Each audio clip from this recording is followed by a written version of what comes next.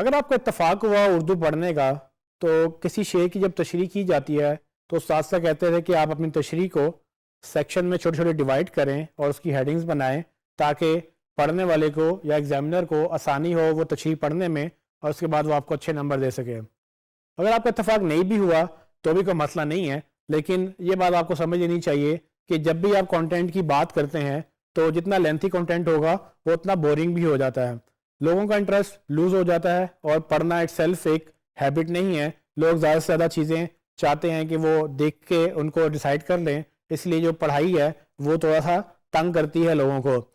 हमने पहले जिक्र किया कि गूगल लेंथी कंटेंट पसंद करता है, लेकिन चैलेंज ये है कि लोग लेंथी कंटेंट पसंद नहीं करते हैं या वो पढ़ना नहीं चाहते हैं, लेंथी कंटेंट लोग छोड़ जाते हैं। तो जितना कंटेंट लंबा होगा उतना मसला ये पॉसिबल है कि वो शायद आपकी वेबसाइट पे ना रुकें या शायद आपकी वेबसाइट ना पढ़ें। सो इस वीडियो में हम ये डिस्कस करेंगे कि किस तरह से आप अपने कंटेंट को डिवाइड कर सकते हैं ताकि वो इंटरेस्ट उनका उसमें रहे। सो सबसे पहली चीज़ तो अंडरस्टैंड कर लें कि लंबे कंटेंट से यानी कि लेंथी कंटेंट से नुकसान क्या क्या हो सकते हैं। तो आपको तकरीबन 4 बड़े नुकसान हो सकते हैं। एक तो ये कि जिस तरह से अगर टेक्स्ट बहुत लंबा होगा, अव्वल तो लोग पढ़ना शुरू ही नहीं करेंगे। अगर वो पढ़ना शुरू कर देंगे तो उन थोड़ी देर बाद वो बोर हो जाएंगे अगर उनको इंटरेस्टिंग ना लगा, और वो पॉसिबिलिटी है कि वो आपकी वेबसाइट छोड़ के जा सकते हैं। दूसरा नुकसान ये हो सकता है कि वो जितना ज़्यादा जिस तरह से वेब के ऊपर देख के पढ़ना उसको स्क्रीन के ऊपर वो काफ़ी स्ट्रेसफुल हो सकता है, काफ़ी ज़ोर पड़ सकता है आपकी आंखों में। तो अक्सर लोग अगर इस चीज़ से तंग आ जाएं तो वो इस बात से भी छोड़ देते हैं कि उनको पढ़ने के लिए ज़ोर लगाना पड़ता है और वो टेक्स्ट जो है वो बिल्कुल भी क्या कहते हैं पढ़ने के काबिल नहीं होता। तीसरा, विजिटर आपकी वेबसाइट छोड़ के जा सकता है अगर उसने आपकी वेबसाइट पढ़ी ही नहीं है। अगर आप वो देखेगा कि ये तो इतना लंबा कंटेंट है, वो शायद पढ़े ही ना, तो आपको छोड़ के चला जाएगा बिल्कुल ही।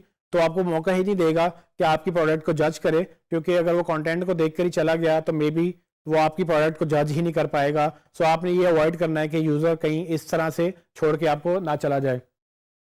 चौथी चीज़ ये कि जब आपको लोग छोड़ के जाना शुरू हो जाएंगे तो आपकी रिटेंशन रेट कम हो जाएगी। रिटेंशन का मतलब ये है कि कितने लोग आपकी वेबसाइट पे आते हैं और कितने लोग रुकते हैं।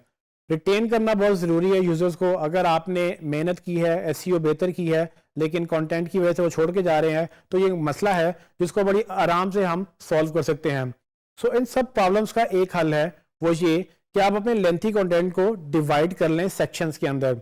सो अगर आपने एक आर्टिकल भी लिखा है तो कोशिश ये करें कि उन आर्टिकल्स के अंदर आप सेक्शंस बना लें और उन सेक्शंस को आप हेडिंग्स के साथ डिवाइड कर दें ताकि यूजर्स को पढ़ने में आसानी हो। वो सेक्शन में सेक्शन जब पढ़ना शुरू कर देगा तो वो कंटेंट जो है उसके लिए रीड करना, उसको डाइजेस्ट करना, उसको हजम करना आसान हो जाएगा। सो आप हेडिंग्स बना सकते हैं ताकि वो कंटेंट आप डिवाइड कर लें। फिर आप जिस तरह से एक वर्ड डॉक्यूमेंट में आप चेकलिस्ट बनाते हैं, कभी ऑर्डर्ड या कभी अनऑर्डर्ड, आप नंबर लिस्ट बना लें ताकि अगर कोई आपने लिस्ट की बात की है तो उसको लिस्ट फॉर्मेट में लोग पढ़ेंगे तो वो डाइजेस्ट करना आसान है, क्योंकि हमारा दिमाग जो है वो उस तरह से उनको पिक करता है कि छोटी चीज़ें हम जल्दी से डाइजेस्ट कर लेते हैं। तो point number 1, point number 2, point number 3, इस तरह से करते करते वो पॉइंट पढ़ता चला जाएगा और उसको मसला भी नहीं होगा कि उसकी आंखों में जोर पड़ रहा है या उसको इंटरेस्टिंग नहीं लग रहा।